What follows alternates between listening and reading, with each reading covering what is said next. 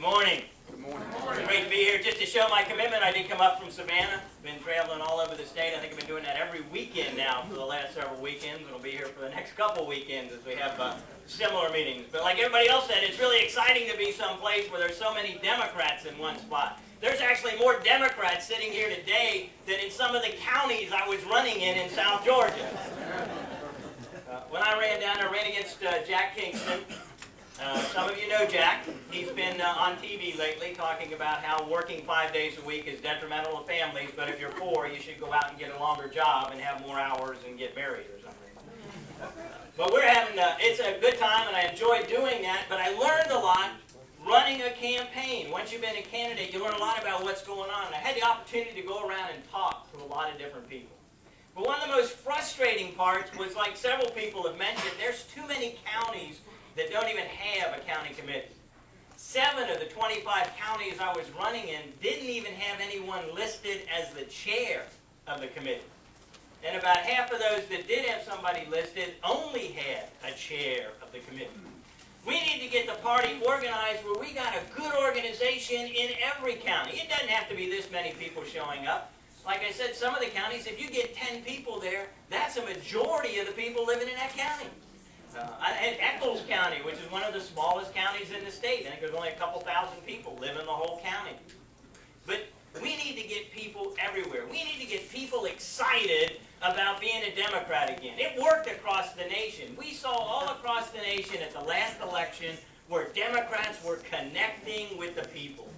And people heard our message, and they got excited about it, and they got out, and they worked for candidates. And we won elections that nobody thought we were going to win. One of the things, I always take credit for that, and the reason I take credit for that win is I forced Kingston to spend over $1 million on himself. And he's one of those people that for years has given money away to every other candidate.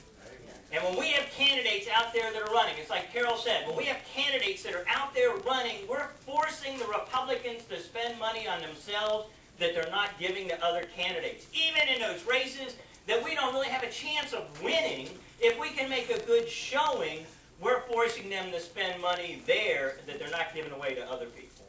If we want to win statewide elections, and this is really important, some of you up here may not have noticed this, but a lot of the statewide candidates never came to South Georgia. If you write off 30 to 40% of the electorate of this state, we can't win. We have to run in 159 counties.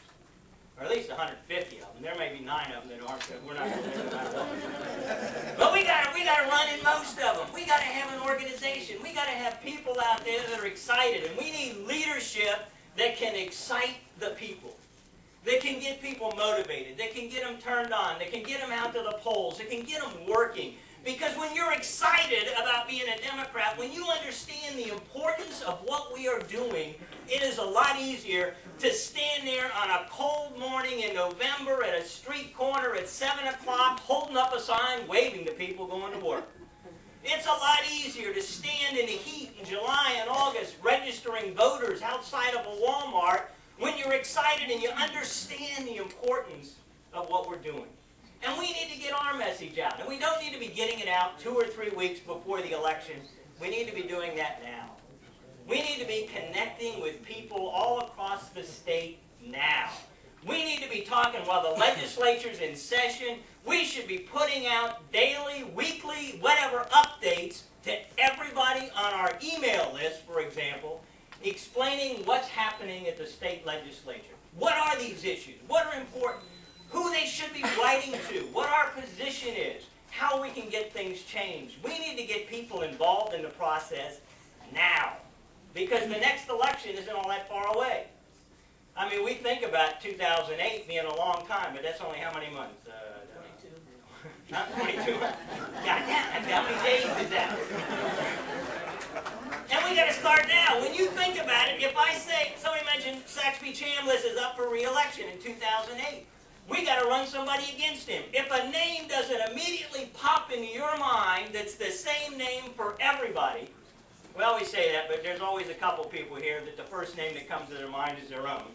Because a couple of us always think we'd be the best candidate. But if we don't immediately think of who that would be, we've missed the boat. Because we needed to be grooming somebody to be running against Saxby Chambliss 2 years ago. We need to start that process early. We need to already be starting to figure out who the candidates are going to be for governor in 2010. And then we need to start making inroads. I was talking to one of the big givers just a few days ago that gives a lot to the Democratic Party. And he's just demoralized. And too many of our big donors are demoralized. And they feel that they're not going to give money again until we show that we can do it. We have to start having that winning attitude. We got to start showing that we can win. We got to start winning people back into the party. I had a fundraising business before I went into the ministry. I know what fundraising, had a cover story on Fundraising Management magazine. I have a bachelor's in speech and theater, so I do have a little dramatic flair every now and then. I have a master's in history and political science and understand the science part of political science. I have a doctorate in ministry in the area of ethics and faith and politics, which is what I based my book on, Where Would Jesus Put the Sidewalks? Because everything we do, it's important, because every decision that we make talks about our faith, and even where our local community puts sidewalks says about what we believe. So those are some of the things I stand for. I see somebody standing behind me, which means my time must be up. But I'm a preacher, and I'm used to talking 20 minutes, but this 5 minute stuff they give you here. I can't talk for 5 minutes. So, anyway, one of the great things about this, I just want to say this, and I'm going to quit, because when I'm running against a Republican, it's great to stand up there and say, if you vote for that other guy, we're going to whatever in a handbasket, you know. But I saw 3 good people here already. Hopefully we make 4 good people. And it's hard to run against other Democrats because I see a lot of hope for this party. I don't know about the rest of you, but I'm encouraged by what I'm seeing. And as I've been going around and listening to other candidates for other positions, I'm really encouraged because we have a future, and we have a vision, and we have a direction that we can go. And if we all get down and work together, and we're going to turn this state from red to purple to blue in the next couple election cycles. So I appreciate you.